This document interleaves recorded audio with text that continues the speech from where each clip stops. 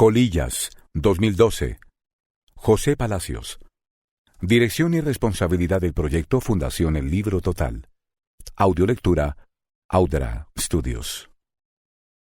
Fundación El Libro Total. Proyecto de responsabilidad social e intelectual de la firma Sistemas y Computadores S.A. Colillas. Yo he visto al hombre invisible. Tras una afirmación así, usted pensará que soy un cretino. Y es probable que así sea. No me corresponde a mí afirmarlo. Si acaso negarlo, cosa que tampoco haré. Pero espere un poco más antes de emitir juicios. No se precipite. Las cosas a veces son como son. A veces, no siempre. Le contaré. Todo empezó con una colilla. Verá, yo fumaba negro y no era mi costumbre mirar las colillas en los ceniceros. Ahora ya no puedo decir lo mismo.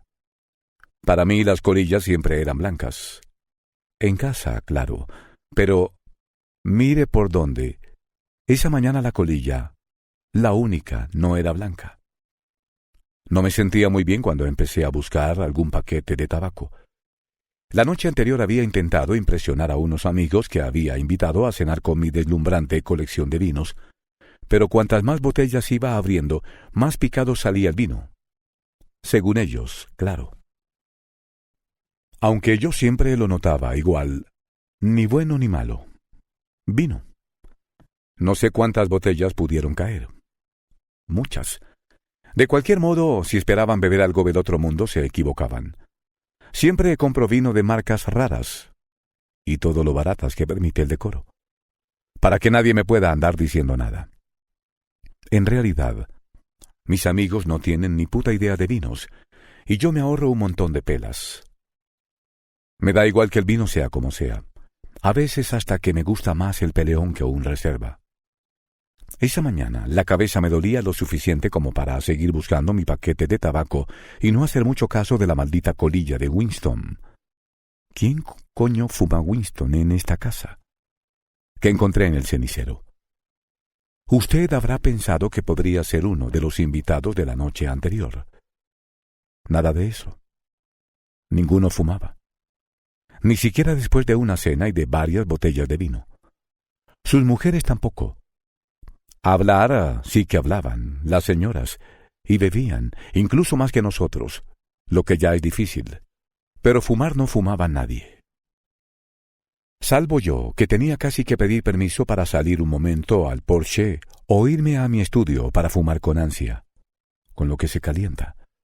Un cigarrillo, porque les molestaba en mi casa, y les estropeaba el paladar, que creían tener.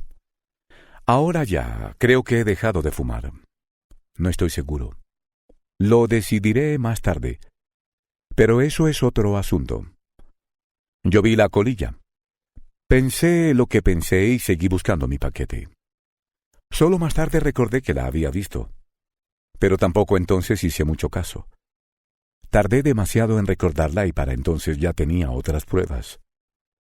Si hubiera hecho caso de aquella maldita colilla, quién sabe si hubiera podido prepararme para lo que ocurrió después. Pero el destino avisa con voz demasiado débil. Bueno, no solemos enterarnos ni cuando lo hace a gritos. Me llamo Juan Tristán. Por culpa de mi padre, que era un gilipollas, que se pasaba la vida leyendo historias de la Edad Media. Era un entusiasta de las cruzadas. Se pasó la vida hablando de reyes, caballeros templarios, traiciones, emires y esas cosas. A veces era insoportable. Para decir la verdad, muy a menudo. Vale siempre.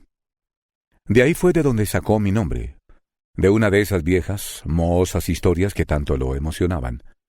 Lo que recuerdo, allá por el siglo XIII, no ha llovido, el rey San Luis I, que andaba de cruzadas por el Mediterráneo, preparó un asalto desastroso contra la ciudad de Damieta en el delta del Nilo. Habría que contar la historia, pero es un poco compleja y no merece la pena. La verdad es que no me acuerdo muy bien de los detalles, pese a que mi padre me la contó infinidad de veces. Quizá de tanto como me la contó he llegado a olvidarla. El caso es que el rey, cuyo prisionero de los infieles egipcios, gracias a la codicia y estupidez de los cruzados. Eso era fijo en sus historias. Y la reina Margarita de Provenza, que no sé qué pintaba en mitad de una cruzada, y menos aún preñada, estaba a punto de dar a luz. Hizo de partero un caballero octogenario, no sé si por pudor, por experiencia o solo porque era el único que no estaba para batallas. Es uno de los enigmas de la historia. El caso es que Margarita estaba pariendo cuando el ejército franco, en bloque, fue hecho prisionero, rey incluido. Entonces, la reina Margarita de Provenza, imaginen qué estado, llamó a su hijo Juan Tristán, la criatura del dolor. El pobre principillo, que no era culpable de nada. Pues a mi padre, que me había asistido al parto ni estaba prisionero de nadie, por desgracia, andaba releyendo ese tomo de las cruzadas de su adorado Stephen Runciman, olvidando cosas como los gritos que su mujer fue dejando por la ciudad camino del hospital. Le emocionó la historia, ya ven, y me colocó el nombre Juan Tristán. Maldita la culpa que tenía yo de nada. Pero él se enorgullecía siempre de reutilizar la historia, o al menos los nombres de la historia. A los demás, que teníamos que soportarlos, nos parecía abusivo, por decirlo con suavidad, que el perro se tuviese que llamar Saladino. Al pobre le hubiera bastado con llamarse Ali. O el jardín Hatín, el lugar de la gran batalla, solo porque una vez mi padre se dejó 2 dientes en el parterre al tropezar con un rastrillo y peinarse la sonrisa. Aunque peor lo llevaron mis hermanas, Melisenda y Berenguela. Eso sí que fue una putada. O 2. Berenguela no se lo perdonó nunca, lo del nombre. A Melisenda, la verdad es que casi todo le daba igual. Digo casi todo porque solo había una cosa que le importara de verdad en esta vida: el sexo. Era una voraz devoradora. ¿Todos los devoradores son voraces?, me pregunto. De hombres. Aunque no era ella la mujer pantera, habría podido dar la talla si no hubiera sido por su aspecto físico. No tenía los ojos atigrados, apanterados, digamos con propiedad. Y era más bien retaco. Los hombres pasaban raudos por su vida y por su cuerpo, y ella era feliz, y nosotros con ella. En cierto sentido, claro. Aunque nos pareciera inexplicable cómo podía estar con tantos en tan poco tiempo. Murió hace unos años en un accidente de coche, como medio país, aunque supongo que en su caso fue algo diferente y murió gozando. Así lo pensamos todos, y supuso un cierto consuelo.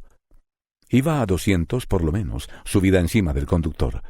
Le gustaba el riesgo. Berenguela tampoco se quedaba corta en cuanto a amores.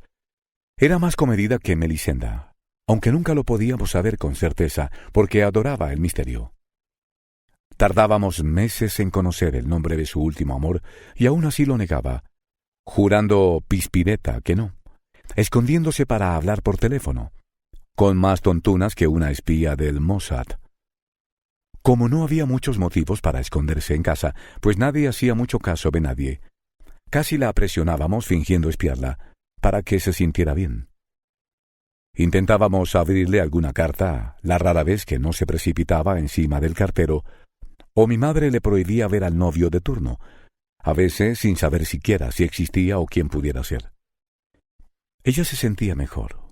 Podía escaparse, rebelarse, protestar y seguir con sus amores de intriga.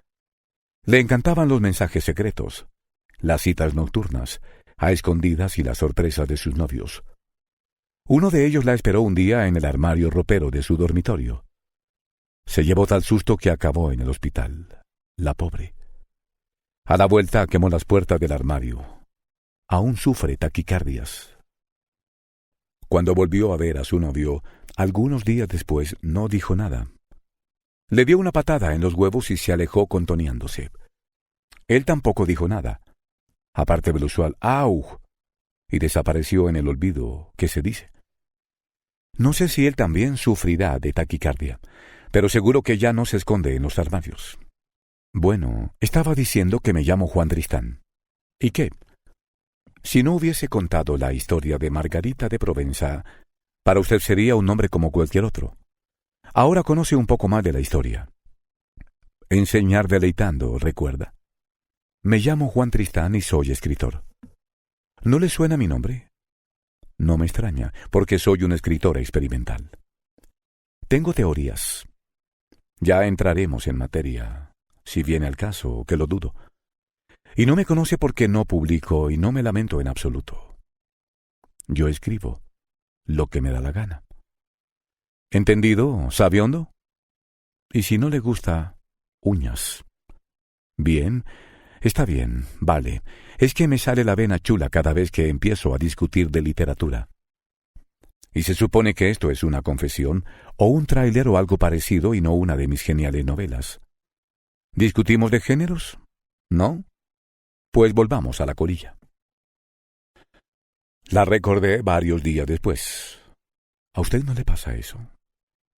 Que está meando y se acuerda de una colilla que vio hace varios días y era de Winston, y usted fuma negro. Y en su casa nadie fuma y... Tenga cuidado, que se puede mear fuera. Y su mujer o su madre ya está harta. Cierre la tapa del water, por favor. Le hablo como si usted fuera un hombre. No porque me traicione el inconsciente machista. Ya me cuido yo, sino porque la escena era masculina. Luego, en otras ocasiones quizá le hable como si fuera usted una mujer o un geranio. Dependerá de la situación. No interrumpamos. La recordé. La colilla. Mi mente se bloqueó como un ordenador en mitad de la faena. Y ni al tirar de la cadena conseguí resetearme. Nada. Control más Alt más Super. Y a esperar. Horas más tarde. Había olvidado por completo el hecho, enfrascado en los meandros lingüísticos del experimentalismo más audaz, cuando de pronto, como una provocación, un desafío, un insulto, una humillación, una colilla de Winston en mi cenicero, el del estudio, el inviolable reducto donde no se podía entrar bajo ningún pretexto, y menos aún para dejar colillas, joder, encima que nadie fumaba. Decidí que ya estaba bien, que no podía soportar más la presión de ese retorcido canalla que trataba de hacerme perder la concentración. ¿Sabe usted cuánto le cuesta a un escritor experimental retomar el hilo del discurso? ¿Se da cuenta? Entonces, con absoluta frialdad de corazón y cerebro, tomé la decisión de descubrir por qué y elaboré el siguiente PUA 2. Primero, abrir una cerveza que ya era la 1. Segundo, interrogar a mis familiares y amigos con la siguiente pregunta, a bocajarro y a destiempo. ¿Quién se ha fumado un Winston en mi estudio? Tercero, no volver a ver jamás la televisión, dejar de fumar, afeitarme más a menudo y acabar la novela que debería haber empezado ese mes. Los resultados inmediatos de mis decisiones fueron desoladores. La cerveza me supo a poco, porque era la última. Mis familiares y amigos no estaban a mano y lo demás, imagínelo. Mi padre siempre lo decía, sin venir a cuento, claro. Cherches la femme. Eso y lo de los pueblos que no conocen su historia, bla, bla, bla, que soltaba cada 3 por 2, mejor con la boca llena y abierta. En un arrebato infrecuente de obediencia paterna, decidí aplicar lo primero porque lo segundo no era un imperativo y ponerlo en práctica no me iba a resultar fácil, supuse, sin pasar por la cocina. Intentarlo con Melisenda era absurdo. Si le preguntaba, «Meli, ¿qué sabes tú de una colilla de Winston?», me respondería más o menos. A Winston lo dejé precisamente por lo de la colilla. Jeje. Así que empecé por Berenguela, la misteriosa. Se daba más para empezar una búsqueda. El sexo ya vendría después. Berenguela quizá tuviese algún novio en el frigo que fumaba Winston y se bebía mis cervezas. Mis cervezas. Imperdonable. Ya, vale, como hipótesis no era muy buena. Pero había que empezar por algo. Encontrar a mi hermana podía ser muy difícil, o muy sencillo si se la conocía. Yo, por aquel entonces, era muy perspicaz. Fui a su locutorio íntimo, al centro vital de comunicaciones secreta de mi hermana, al armario de las escobas, pero no estaba allí. O no estaba enamorada en ese momento, o mi padre le había vuelto a requisar el móvil. Entré en la cocina y allí estaba mi madre. ¿Qué hago de comer hoy, Juan Tristán? Mi madre era así de democrática y obsesiva. Nos preguntaba constantemente el menú del día. Para preparar cualquier cosa menos lo sugerido, por supuesto. Le respondías albóndigas y te hacía alubias con chorizo, que no están mal, pero que no son lo mismo. A mamá le encantaban. Así andaba luego la familia, a tirones. Me niego a responder a esa pregunta. Le dije chistoso. Si no es en presencia de mi padre. Un día te romperé una botella en la cabeza, Juan Tristán. Mi madre era así de cariñosa, pero como también era muy capaz de hacerlo, le sugerí malicioso, pues arroz a la cubana. Se le reblandeció el vaso de ternura y me dijo, tú estás mal, Juan Tristán. Una cosa a la que hay que acostumbrarse con mi madre, una de tantas, es que acabe todas las frases con el nombre de su interlocutor. Siempre. Exasperante. Juan Tristán. Tenía que irme de la cocina. Tenía que irme. Está bien, mamá, lo que tú prefieras. A mí me gusta todo. Nadie me ayuda. En esta casa nadie me ayuda. Juan Tristán. ¿A qué? Pensé, pero no lo dije. Cualquiera se atrevía con mi madre. Mi hermana Melisenda no dejaba que nadie entrara en su habitación. Mi casa era como un campo minado, como un templo lleno de lugares sagrados y o prohibidos. La cocina era una trampa de falsos menús, desafíos maternales y Juan Tristanes. La habitación de Melisenda tenía 7 llaves y 3 candados. Se suponía que ni mi padre podía entrar. Aunque tampoco lo intentaba ya, ni se acercaba por allí, después de las 2 o 3 veces en que, despistado, se coló en la habitación. A saber qué llegaría a ver, a quién o a quiénes se encontraría dentro, y lo que podía estar ocurriendo. Desde entonces los candados colgaban mustios y las cerraduras servían a mi hermana para sus juegos de voyeurismo. El fondo del pasillo era la zona X de la casa. En la habitación de Berenguela tampoco apetecía mucho entrar. Vivía en una especie de celda con una cama de hierro, una mesa y una palangana. La única concesión era un florero. Las flores solían ser de camposanto, ya sabe, lirios, crisantemos, no me olvides.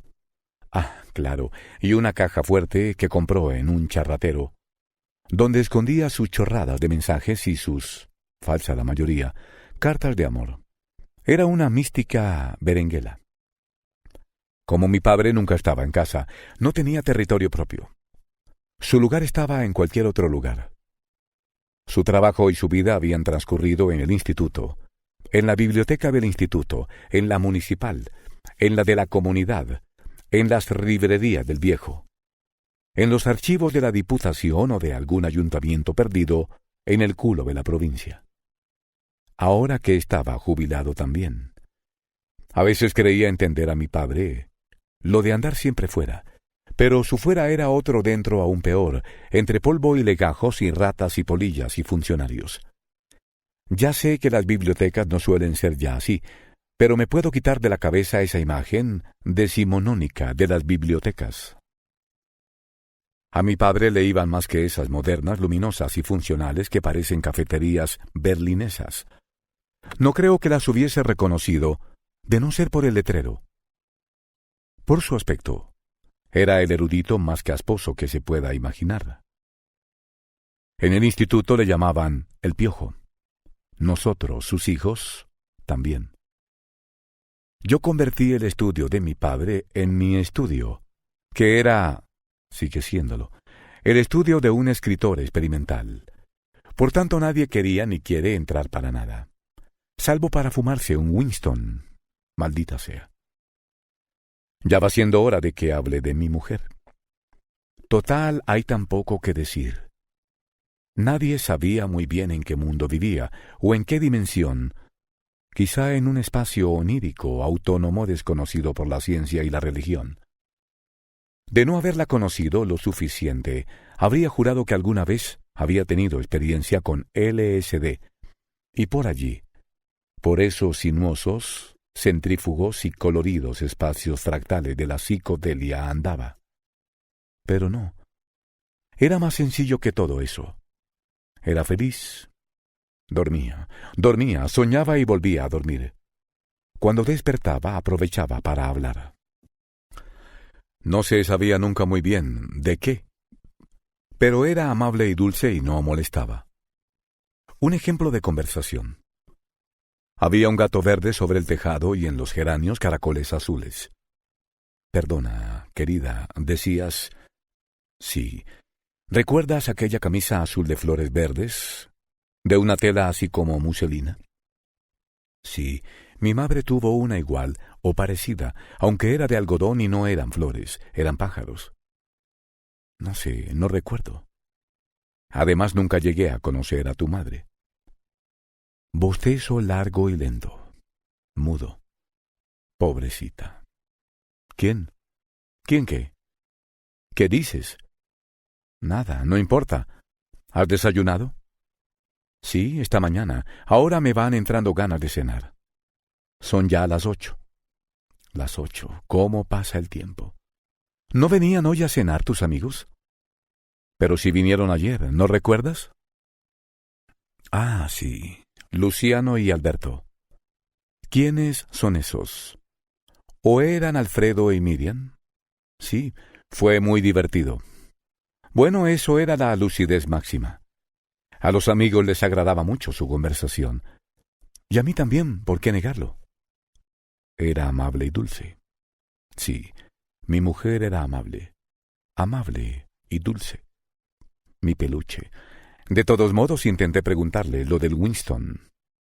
¿Winston, qué es, un músico? Sí, me gusta mucho Winston. Ah, sí, Marsalis. ¿Has comprado un disco? Yo jamás he comprado un disco de nada.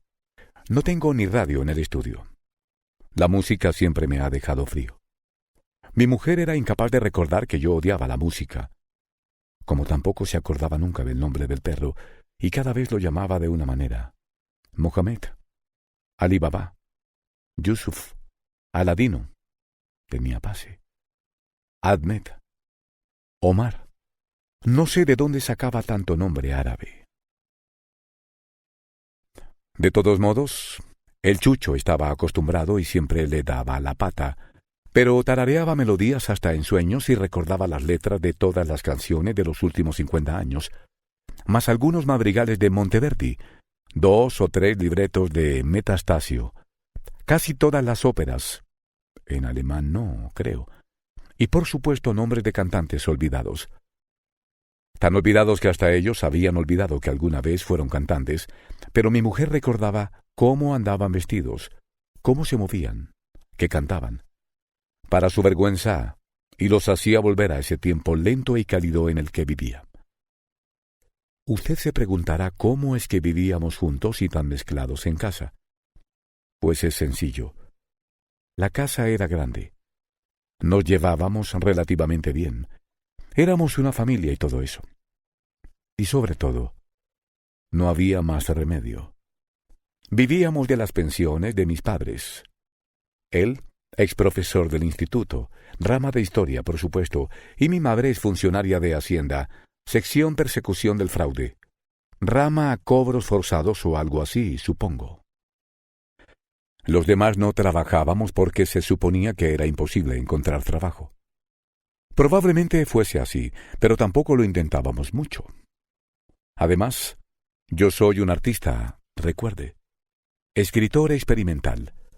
Todo artista necesita compañía femenina, estable para no desperdiciar su genio en bohemias. De ahí mi matrimonio. Y mis hermanas, bueno, ya sabe, no tenían especial interés en el mundo laboral. Ahora que ya conoce un poco mi mundo, Volvamos al asunto que nos ha unido efímera pero eficazmente. Colillas. Para que usted se haga una idea de lo que significa encontrar una colilla nada más y nada menos que de Winston en mi cenicero, y lo que eso podía representar, habría que refrescar la enciclopedia contextual referente a esa apestosa marca de cigarrillos. Es lo que yo, tras mi siesta ritual, intenté como terapia propedéutica inicial. Digamos, ¿me sigue? Preparar un expediente donde todas las informaciones se encontrasen, se conociesen, se relacionasen y produjesen informacionistas que me llevasen a descubrir al tipo de las colillas. Y sobre todo, además de quién, cuándo y por qué y todas las preguntas que se me fuesen ocurriendo. Winston, nombre propio. Mask, Sign. Dícese de los cigarrillos de esa marca de cigarrillos. Cigarrillos Winston, más o menos. También de cada cigarrillo considerado en su unidad. ¿Me das un Winston? ¿O de una cajetilla? ¿Me traes un paquete de Winston? Bueno, visto así queda un poco ridículo ya. Pero no soy lexicógrafo, ni nada parecido. Solo intentaba mantener las formas, pero quizás sea más productivo dejar que la enciclopedia se desencuaderne.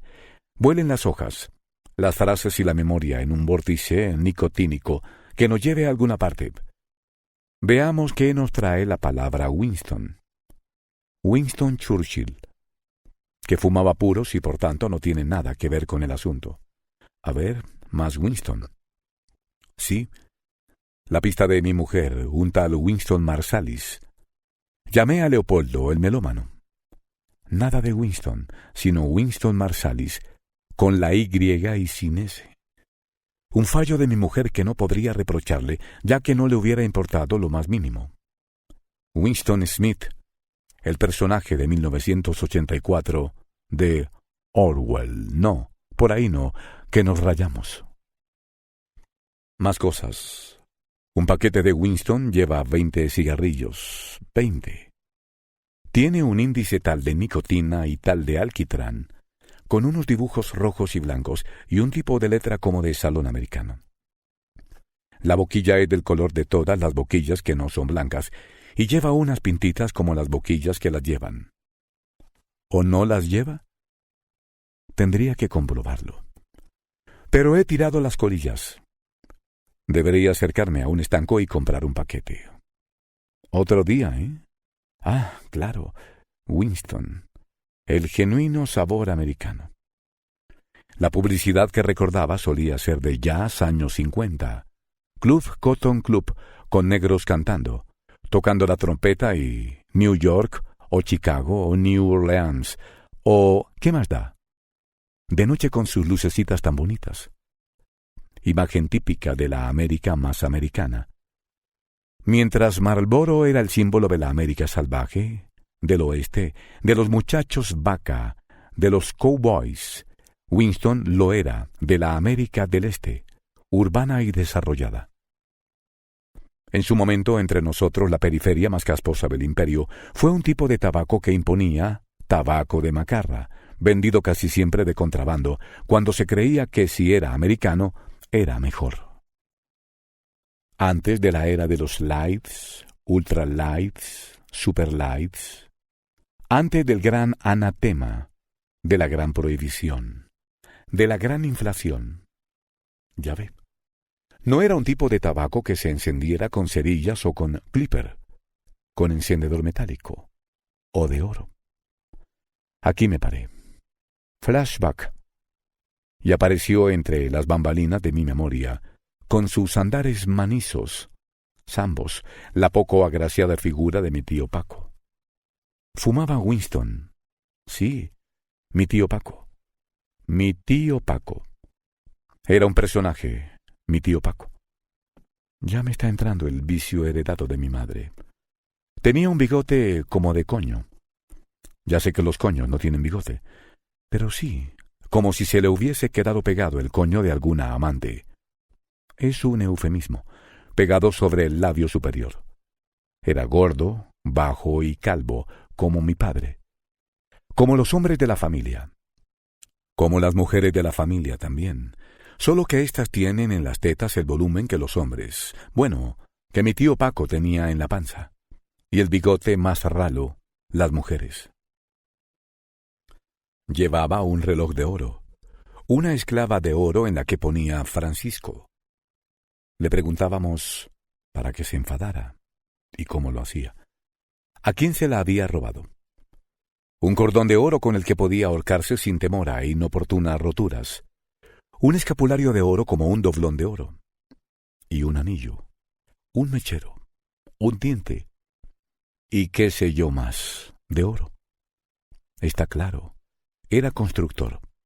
Lo fue hasta que la tentación pudo más y se recicló en estafador inmobiliario. Si alguna vez no lo había sido, desapareció con no sé cuántos millones. Muchos parece. Dejando a cientos de familias con un solar embargado y muchos camiones de ladrillos amontonados a pie de obra, que se dice. Porque obra no había. Simpático el tío Paco. Un cabrón, el tío Paco. Y fumaba Winston, a coro, el tío Paco. Llegados a este punto, usted y yo, si es que no me he quedado solo, deberíamos hacer una breve pausa para la reflexión. Apostemos. Supongo que se estará haciendo varias preguntas desde la primera página, y algunas más le habrán surgido conforme hemos ido avanzando. La primera, la gran pregunta es, ¿qué coño opcional ha sucedido realmente con el hombre invisible? ¿Cuándo aparece en escena? ¿Qué hechos ocurrieron en realidad? ¿Cómo anuncia el autor en la primera página al final del segundo párrafo? Y después, como es lógico, usted se dirá, ¿hasta cuándo vamos a seguir con la tacos al gusto, colilla? Si me equivoco, le debo una. Si tiene más preguntas que hacer, por favor, no me atosigue. Yo que usted me tranquilizaría, confiaría en la capacidad de un gran opcional, escritor experimental para desarrollar el plot, la trama, el argumento, la intriga o como quiera llamarlo.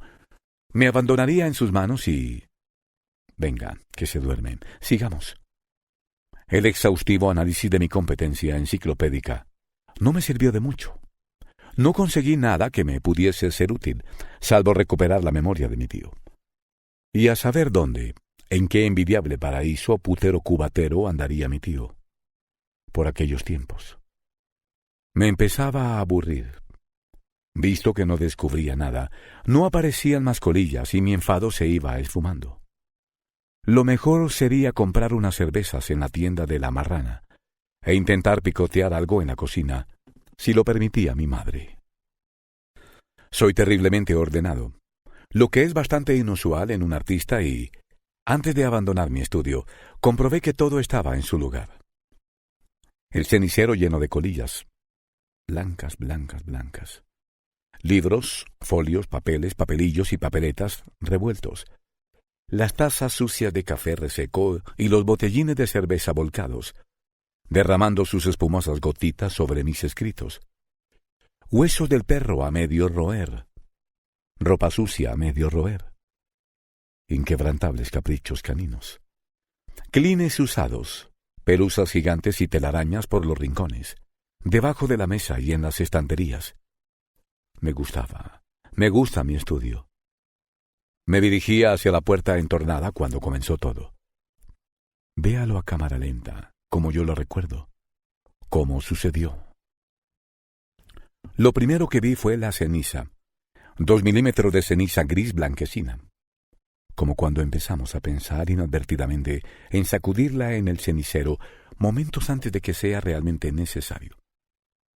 Después la brasa, encendida a no sé cuántos grados.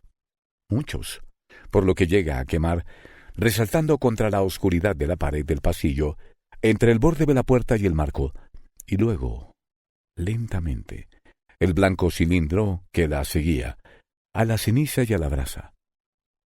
En ese orden, ceniza, brasa, blanco cilindro y después la boquilla marrón, con sus pintitas. De Winston, Pasaron despacio, en perfecta sucesión, como a 2 centímetros por segundo, tardando 30 centímetros de la puerta al marco entre dos. Zum, zum, perepepe. 15 segundos. La eternidad. Primero desapareció la ceniza. Por el otro lado, luego lo que la seguía. Brasa. Cilindro blanco. Y por último la boquilla, como es obvio. Y siguiendo un demoníaco orden ritual, y después nada. ¿Comprende? Nada.